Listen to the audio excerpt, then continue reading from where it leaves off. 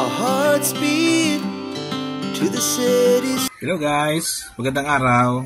Ikaw ba ay naghahanap ng apps na pang screen record sa iyong laptop or PC para makapag-record ka ng mga video na gagawing content sa iyong social media platform kagaya ng YouTube o kaya ay Facebook o kung ano man? Kung oo, ay tamang-tama ang panood mo sa video ito dahil ang ating for today's video ay isi-share ko sa iyo ngayon ng isang apps na pang screen record para sa PC or laptop. Okay, itong kung mapapansin nyo dito sa bandang itaas, ang pangalan niya ay ScreenPal. Okay, papakita ko sa inyo kung paano ito ginagamit. Okay, so punta muna ako sa aking Google. Yan, ito si Google. So dito sa Google ay itatype nyo lang yung salitang ScreenPal. So itatype ko. Kung wala pa yan sa inyong mga laptop, hindi lalabas yan. Kaya kailangan mong itype yung salitang ScreenPal download. Okay? Subukan ko i-type. ScreenPal download. Lumalabas na kasi agad siya kasi dati ko nang na-type yan. Pero kung wala pa sa inyo yan, hindi yan lalabas kung hindi nyo ita-type, kaya dapat yung i-type. Okay? So kapag lumabas na yan, i-click mo lang itong ScreenPal download. Click. Yun. So ito na yun. Ito na yun sa nasa unahan. Ito. So ScreenPal download. Ang gagawin mo lang, i-click mo lang yan para mag-open. Yun, nag-open na siya. Ayan o. So kagaya nung sa intro natin kanina. So kapag nag-open na yan, i-click mo lang itong record for free. Ayan o.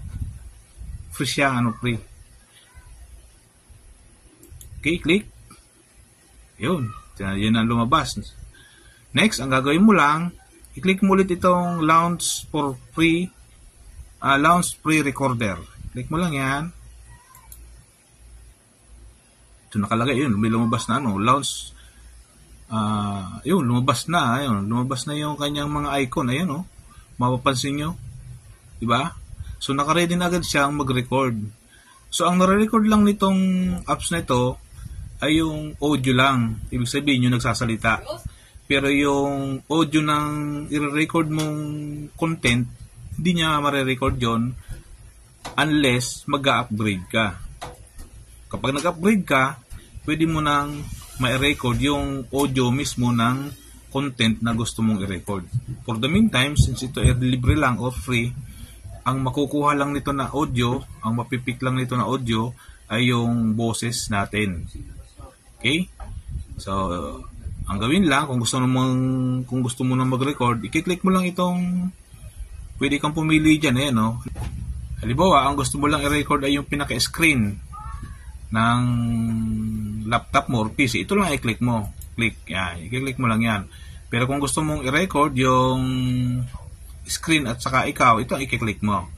So, for the meantime, ang i-click ko lang muna itong screen. So, kapag na-click mo na yan, i-click mo itong record. Ayan, lalabas na ito.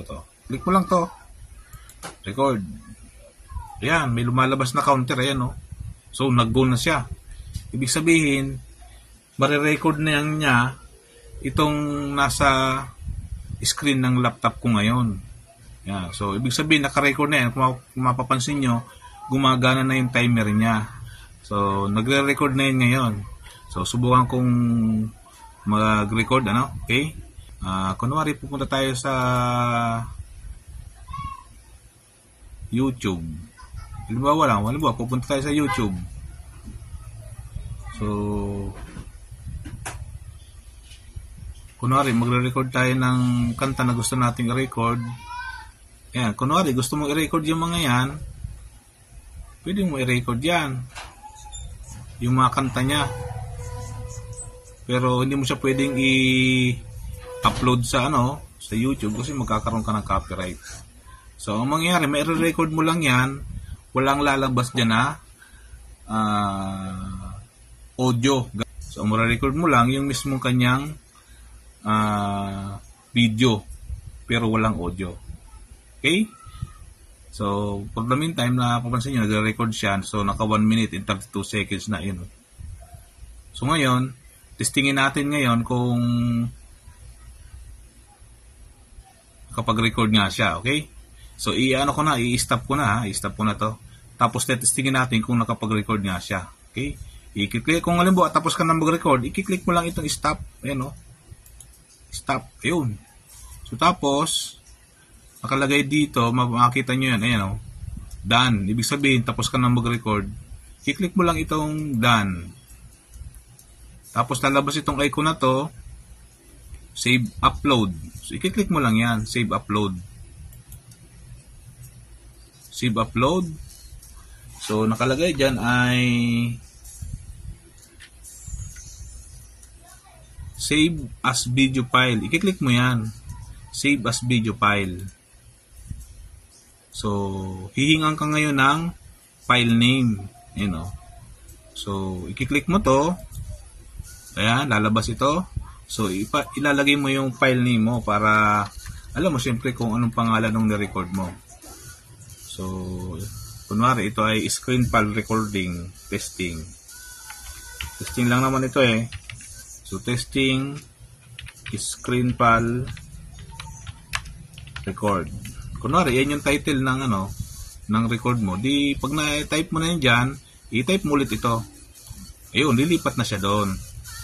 So, kapag yun ay may title na, i-click mo na to. To. Publish. Ibig sabihin, ipapublish mo na yan. Yun, magsisave na siya. Ayun, kung mapapansin nyo, magsisave na yan. Saving na siya, saving. Ayan, hintay lang natin makapag-save.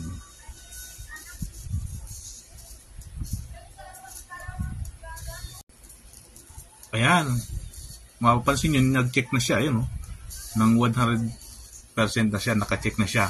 Tapos pag lumabas na yan, i-click mo lang siyempre itong done. Done. Loading na siya. Ayan, loading. Ayan, pag lumabas na yan, punta ka na sa iyong file. Ito, i-click mo na to, file. Click mo na yung file. So, hanapin natin kung nasaan na yung na-record natin. So, nakalagay doon kanina ay nilagay natin sa video file. Ito, i-click mo lang to. Video file. So, hanapin mo na siya dyan ngayon.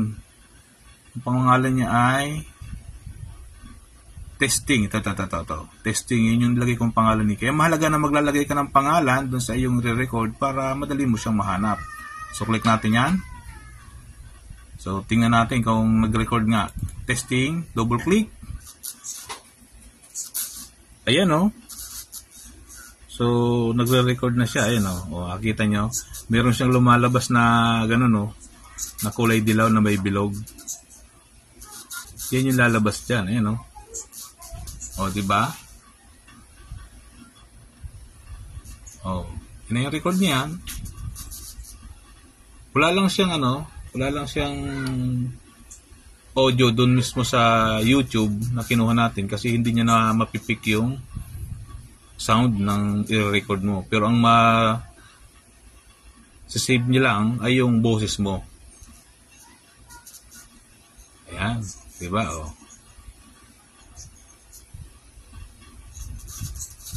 Ayan yan yung recordings Yung may lumalabas na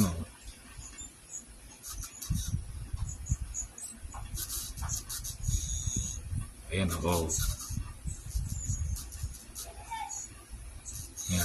Yan na yung magiging output o yung kalalabasan ng screen record mo. May lumalabas na ganong kulay dilaw, may bilog yan yung ginagalaw-galaw ko kanina. Diba? So, i-stop na natin. Stop.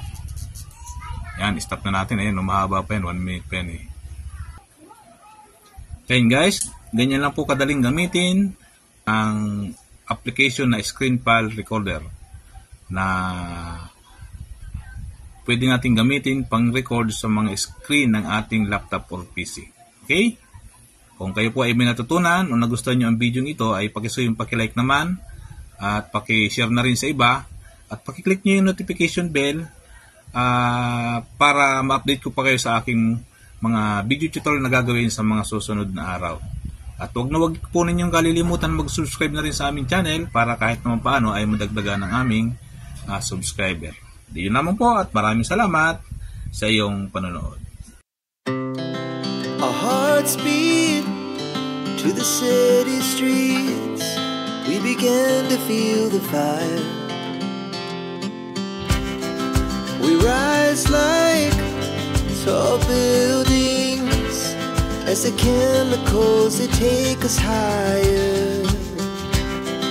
The night's young, it has just begun.